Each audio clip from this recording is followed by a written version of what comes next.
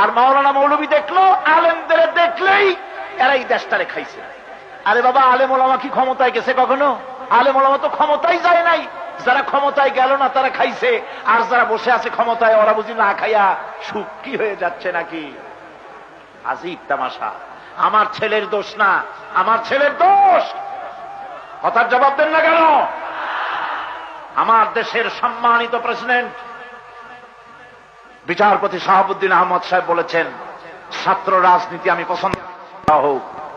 আমি তার সাথে পার্লামেন্টে আরেকটা কথা যোগ করেছিলাম, ছাত্র রাজনীতি বন্ধ করতে হলে শিক্ষক রাজনীতি বন্ধ করতে হবে।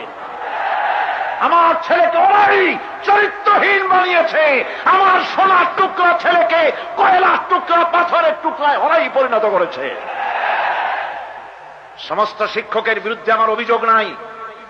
যেসব শিক্ষক নাস্তিক, জিন্দিগিতে মসজিদে আসে না, আল্লাহরে স্বীকার করে না, এরা আমার সোনার টুকরা ছেলেকে নষ্ট করেছে, ঠিক কিনা? সুতরাং ছেলেটা কলেজ বিশ্ববিদ্যালয়গুলিতে এই কোরআন শরীফের 30টা পারা যদি পড়াইতে হইতো। আচ্ছা, একটা কথা বলি, বাংলাদেশে মাদ্রাসা আছে কি নাই?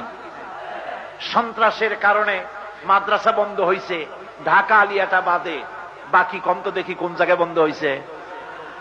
ঢাকা আলিয়াও হইতো না, ওইটা সংক্রামক ব্যাধির কাছেই আছে, যার জন্য ওটা সংক্রামিত হচ্ছে বারবার। কথা বুঝতে পেরেছেন?